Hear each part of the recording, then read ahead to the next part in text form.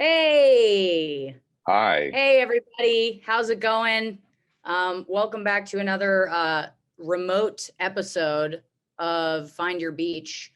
Andy's at home.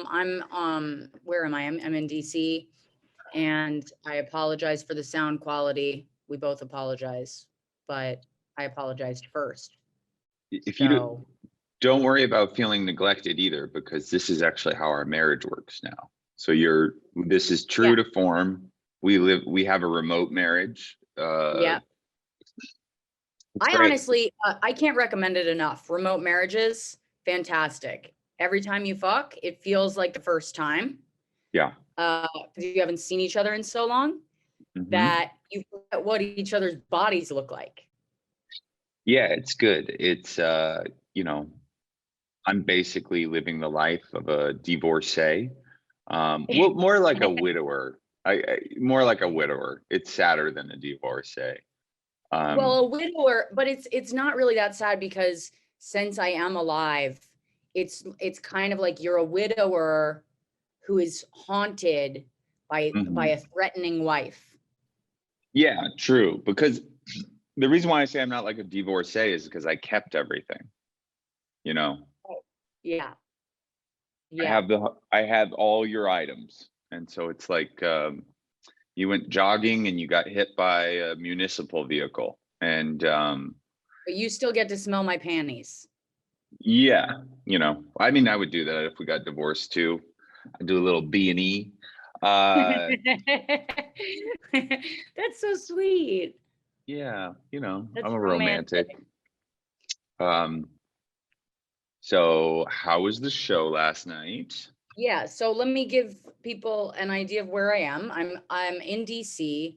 I left yesterday. Andy, you don't know this. I left yesterday and um my departure ticket I thought was actually my return ticket. So I thought I was leaving at 11. I did not realize until I was hailing the cab to go to the Amtrak that I had missed my train. Ooh, So I was in the cab. I got the next train. It's like Amtraks are so fucking easy.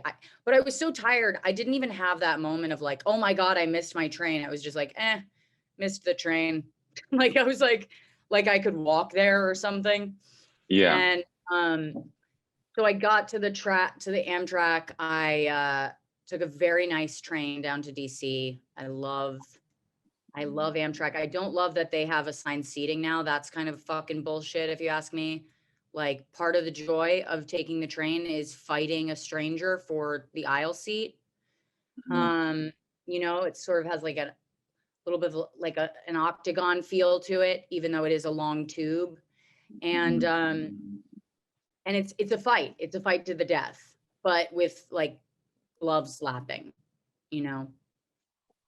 So Yeah, I think it's you might have just coined the term love slapping, but that's okay. I said glove slapping. Oh, I think you said love slapping, and I was like, that's new. That's new for everybody. No, that's when you fill a bag with cum and you slap someone with it. You should be in jail. And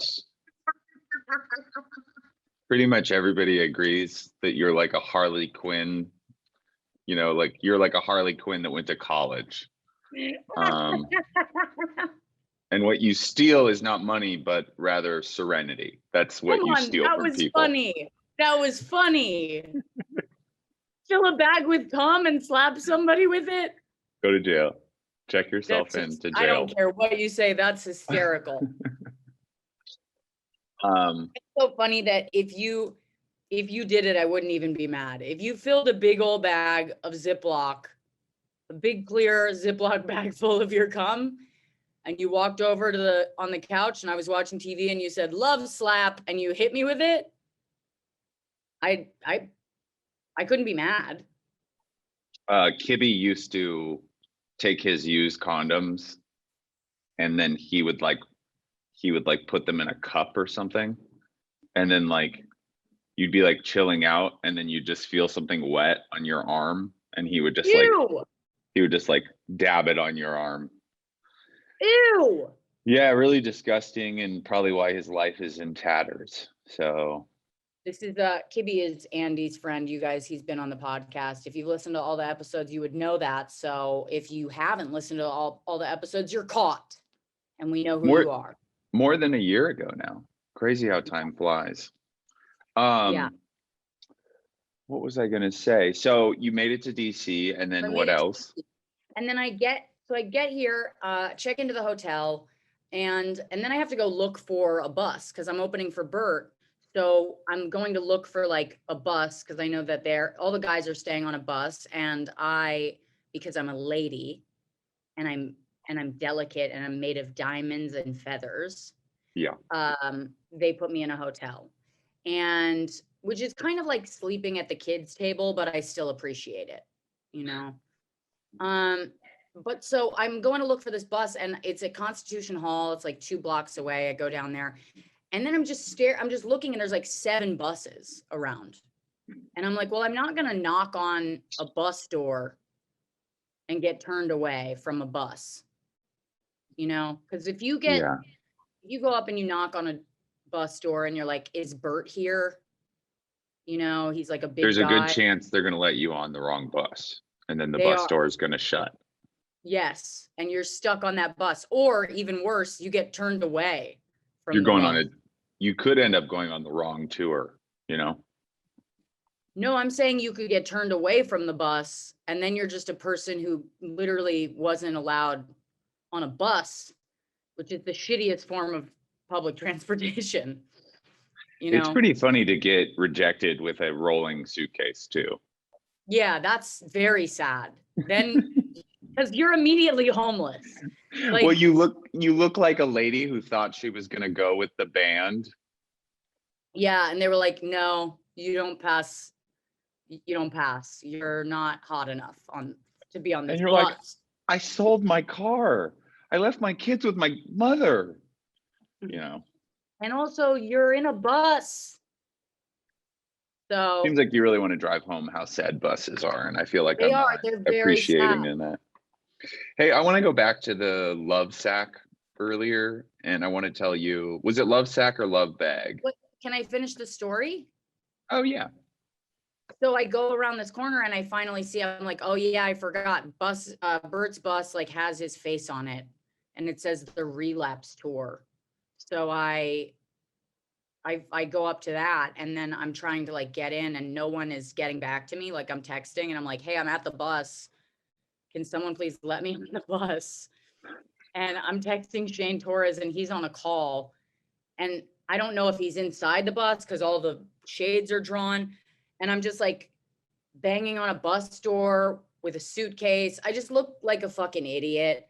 Mm-hmm. And finally, I was let into the venue and was hanging out with Jesus Trejo. By the way, Constitution Hall, Daughters of the American Revolution. I don't know why I put that in quotes. It's a beautiful venue. It's huge. I didn't know that Louis did one of his specials here. Yeah. Yeah. So forget which one. I think it was one of the earlier ones. Anyway, so but it was a good show. They were a good crowd. I had a lot of fun. And then afterwards we went out to a nice dinner, ate a bunch of Italian food, and went back to the bus, talked for a while, and then I came and slept. Great. Yeah. You said the story really just fucking took a nosedive because you completely checked out and didn't. Yes, and you. Yeah, I mean, it was really, the way you just left me hanging was wild. It was. Yeah, but it seemed like kind of the meat of the story was over, you know? It seemed kind of like you could have, you know what I mean? Like, we're a partnership. You could have like dressed it up. Yeah. Okay. The story, sorry, it didn't have a big finish. Yeah. Sorry, I didn't have fucking confetti at the end, but you could have given me something.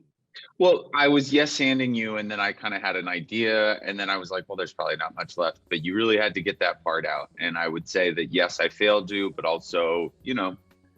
Well, you failed me, and I was already failing in the story. Like, you could have given me something. You just kicked me off the bus. I'm sorry. I didn't. Yeah, you're right. You're right. So sorry that I didn't include that last part. Whatever. No, just